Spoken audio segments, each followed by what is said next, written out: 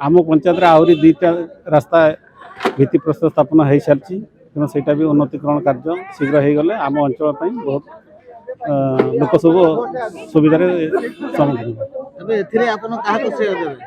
आमर माननीय विधायक राजकिशोर दास तथा आम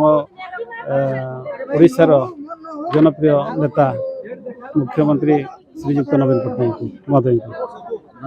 आज से ब्रिज को भित्ति प्रस्तर स्थापन करागला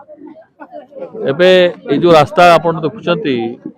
एटा अस्तिया टू नुआसाई रास्ता ए रास्ता पाई मध्य बहुत लंबा समय रो डिमांड थिला लोक माने कहउथिले तेणु ए रास्ता पाई मध्य मु माननीय मुख्यमंत्री को ऑफिस को चिठी लिखिथिले एवं सेति पाई ए रास्ता मध्य अप्रूव हेछि मु माननीय मुख्यमंत्री को कृतज्ञता जनाऊछि जे आम निर्वाचन मंडली रे सबुठु अधिक रास्ता पाखापाखि 57टी रास्ता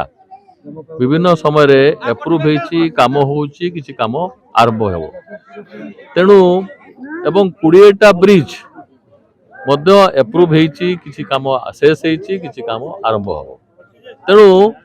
हाईएस्ट नंबर ऑफ रोड्स प्रधानमंत्री ग्राम सड़क योजना माध्यम रे मुख्यमंत्री ग्राम सड़क योजना माध्यम रे जदि सबुठु अधिक रोड्स और ब्रिजेस जदि हेछि ताले बोर्डा निर्वाचन मंडली भितरे हेछि सेतिपई माननीय मुख्यमंत्री को मो निर्वाचन मंडली तरफ लोकंकर तरफ मो कृतज्ञता जनाऊछि धन्यवाद जनाऊछि आरडी डिपार्टमेंट रे केवल पाखापाखि 210 कोटी टंकार ऊर्ध्व टंका एबे खर्च होउछि